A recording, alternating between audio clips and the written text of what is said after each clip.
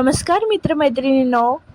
तर आजच्या थंबनेलवरून तुम्हाला समजलेच असेल की आपण कोणत्या विषयावर बोलणार आहोत. तर मुलं ही घराची खरी संपत्ती असतात असं आपल्याला माहीत आहे आणि मुलं ही देवाघरची फुलं असंही मानलं जातं. पण प्रत्येक आईवडिलांना आपल्या मुलांनी चांगलं माणूस बनावं, जीवनामध्ये यशस्वी व्हावं आणि त्याला समाजामध्ये आदर मिळावा, मानसन्मान मिळावा असं प्रत्येक आईवडिलाला वाटत असतं.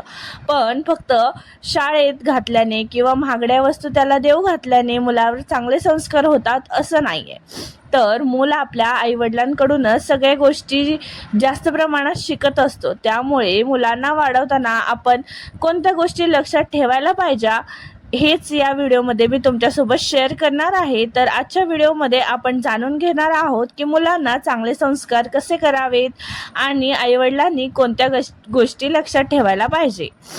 तर सगळ्यात पहिल्यांदा स्वतः आदर्श बना. तुमचं मूल तुमचं ऐकण्याऐवजी तुमचं पाहून ते जास्त शिकत असतं. त्याच्यामुळं जर आईवडील जर खोटं बोलत असेल आणि मुलांना सत्य बोलायला सांगत असतील तर मुलांवर त्याचा परिणाम होत नाही. म्हणून स्वतः चांगले वागा, इतरांचा आदर करा, प्रामाणिक राहा आणि चांगल्या सवयी जोपासा. म्हणजे तुमचं बघून तुमची मुले पण तुमचं अनुकरण करतील, तुमचा आदर्श घेतील. दुसरी गोष्ट, मुलांसोबत वेळ घालवा. आजकाल अनेक पालक कामामध्ये व्यस्त असतात. काही आत्ताचं युग धावपळीचं झालंच आहे, त्याच्यामुळे वेळ भेटत नाही. पण वेळात वेळ काढून आपण आपल्या लेकरांसोबत खेळलं पाहिजे, त्यांना बाहेर फिरायला घेऊन गेलं पाहिजे. आणि मुलांसाठी सगळ्यात मोठी भेटवस्तू असते ते तुमचा वेळ. दररोज काही वेळ मुलांशी बोला, त्यांचे अनुभव ऐका, ते काय सांगतात ते ऐकून घ्या. त्यांच्या स्कूलमध्ये काय झालं किंवा ते काहीतरी बोलत असतात तर त्यांना इग्नोर करू नका, त्यांच्यासोबत वेळ घालवा आणि ह्याच्यामुळे त्यांचा आत्मविश्वास पण वाढतो आणि तुमच्यासोबत ते एकदम फ्रँकली वागू लागतात. त्याच्यामुळे मुलांसोबत जेवढं वेळ घालवता येईल तुम्ही तेवढं वेळ घालवा. त्यानंतर प्रेम आणि शिस्त याचं समतोल ठेवलं पाहिजे. फक्त रागावणे योग्य नाही आणि प्रत्येक गोष्ट मान्य करणेही योग्य नाही. म्हणजे आपण मुलांना कोणती गोष्ट करावी, कोणती गोष्ट करू नये हे तर आपण त्यांना सांगत असतो की हे नको करू, ते नको करू.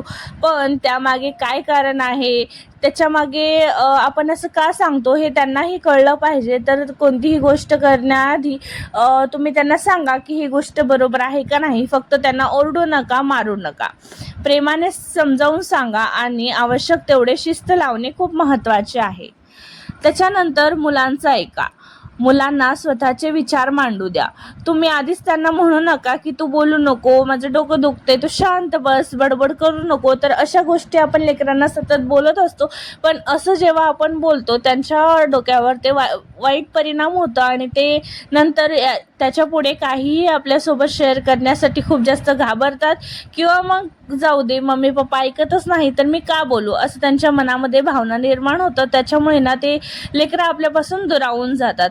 त्याच्यामुळे आपल्या लेकराला एखादी समस्या असेल, त्याला काहीतरी आपल्याला सांगायचं असेल तर ते तुम्ही नीट ऐका, शांतपणे ऐकून घ्या आणि त्याच्यावर तुमचं मत काय आहे ते त्याला नक्कीच नंतर कळवा.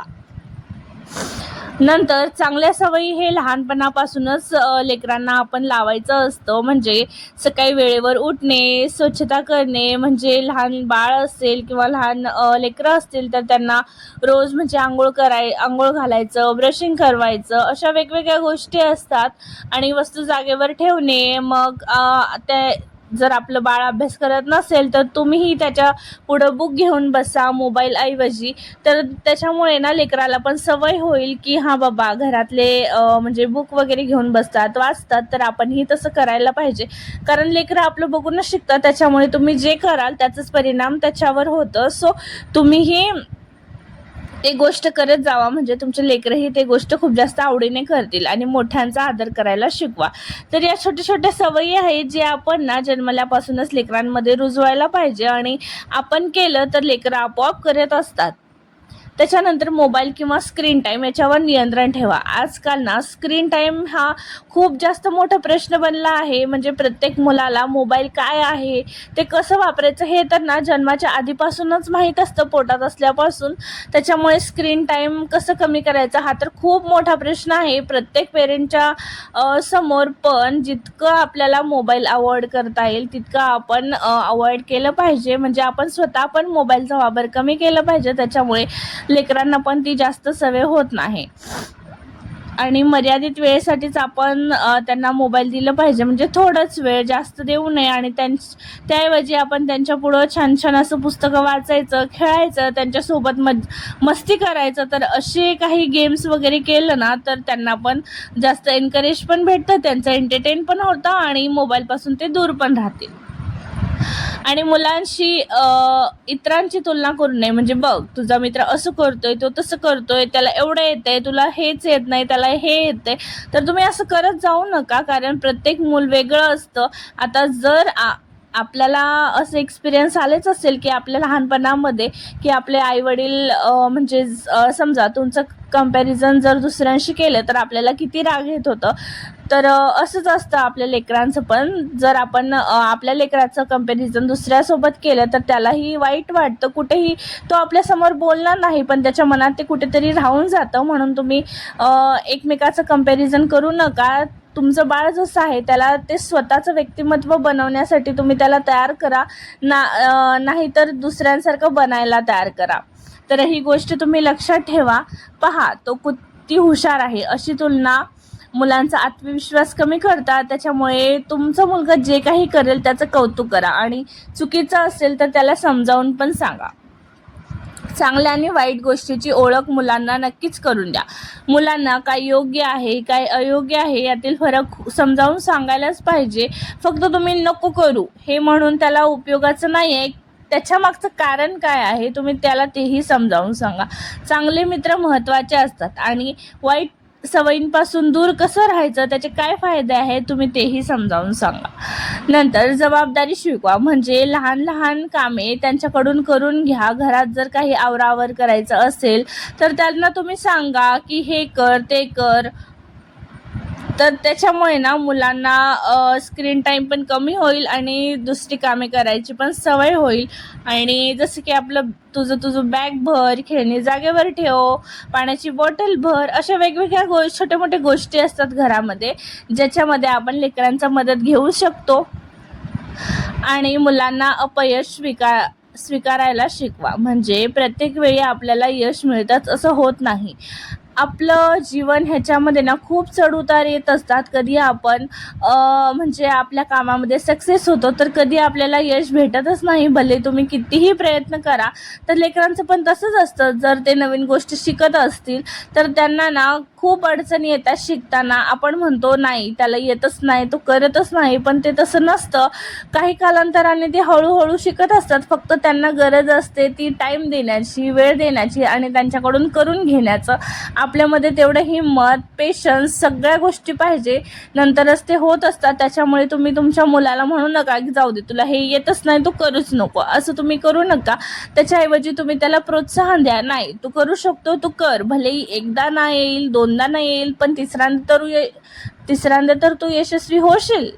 तर असं तुम्ही मुलांना प्रोत्साहन दिलं पाहिजे आणि जर तो अपयश होत असेल तर त्याच्यामधून त्याला बाहेर काढता पण तुम्हाला आलं पाहिजे. आणि प्रत्येक गोष्टीविषयी आपण कृतज्ञता त्याला शिकवली पाहिजे.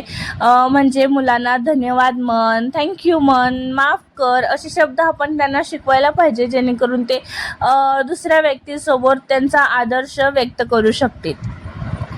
आणि मुलांच्या मित्रपरिवाराकडे लक्ष द्या. म्हणजेच आपली मुलं कोणासोबत खेळतात, कोणासोबत वावरतात, ते लेकरं कसे आहेत, त्यांना चांगल्या सवयी आहेत का नाही, तर याकडेही आपण लक्ष दिलं पाहिजे. आणि जर तुम्हाला थोडं जरी खटकत असेल तर तुम्ही तुमच्या लेकरांशी बोलू शकता. म्हणजे नाही ह्याच्यासोबत राहायचं नाही, तो चांगला नाही आहे असं तुम्ही सांगू शकता. वाचनाची आवड निर्माण करा. दररोज थोडा वेळ पुस्तकं वाचा आणि तुम्ही जर वाचाल तर लेकरं पण नक्कीच वाचतील. कारण पुस्तकामधून आपल्याला ज्ञान मिळते, विचार करण्याची शक्ती भेटते आणि संस्कार पण मिळतात. त्याच्यामुळे पुस्तक हे रोज थोडं का वेळ होईना वाचलं पाहिजे आणि आपल्या लेकरांकडून वाचून घेतलं पण पाहिजे. कुटुंबातील नात्यांचे महत्त्व समजावा. म्हणजे आजी आजोबा, काका काकू, मम्मी मामा मामी यांच्याशी जुळून राहायचं, त्यांच्याशी उलट बोलू नये, उद्धट बोलू नये. त्यांना जर ते काहीतरी काम सांगत असतील तर ते ऐकायला पाहिजे. तर या सगळ्या गोष्टींना आपण घरामध्ये शिकवायला पाहिजे. त्याच्यामुळे मुलांमध्ये आपुलकी आणि आदर पण वाढतो आणि नेहमी आपण आपल्या लेकरांना प्रोत्साहन दिलं पाहिजे. मुलांनी केलेल्या छोट्या छोट्या गोष्टीचं, छोट्या छोट्या कामांचं आपण नेहमीच कौतुक केलं पाहिजे. त्याच्यामुळे त्यांना अजून नवीन गोष्टी करण्याचं प्रोत्साहन भेटतं. तर अशा काही छोट्या टिप्स आणि ट्रिक्स होते जे आपण लेकरांना वाढवताना वापरू शकतो. त्यांची तशा प्रकारे आपण काळजी घेऊ शकतो. आणि मुलांना वाढवणे म्हणजे फक्त त्यांची काळजी घेणे हे नाही, तर त्यांना चांगले संस्कार देऊन एक चांगला माणूस घडवणे असे आहे. आईवडिलांचे प्रेम, वेळ, योग्य मार्गदर्शन आणि आदर्श वर्तन हेच मुलांच्या उज्ज्वल भविष्याचा पाया असतो. लक्षात ठेवा की मुलं आपल्या शब्दांपेक्षा आपल्या कृतीमधून जास्त म्हणून आपण जसे वागू तशीच आपली पिढी घडेल. तर असे काही विचार होते माझे. तर तुम्हाला वरीलपैकी कोणतं विचार आवडलं मला नक्कीच कमेंटमध्ये सांगा. आणि तुम्ही कोणत्या कोणत्या गोष्टी करता, तुम्हाला मुलांना वाढवताना वरच्या सगळ्याच गोष्टी करता का आणि कोणत्या गोष्टी नाही करत तेही मला कमेंटमध्ये नक्की सांगा. आणि जर तुम्हाला हा व्हिडिओ थोडं जरी आवडला असेल तर प्लीज व्हिडिओला लाईक करा, शेअर करा आणि चॅनलला सबस्क्राईब करायला विसरू नका. तर भेटूया अशाच एका व्हिडिओमध्ये आणि तुम्हाला पुढचा व्हिडिओ कोणता बघायला आवडेल तेही मला कमेंटमध्ये नक्की सांगा. तर चला हा व्हिडिओ इथे संपवते. भेटूया पुढच्या व्हिडिओमध्ये. तोपर्यंत धन्यवाद. Thank you. Bye bye. Thanks for watching.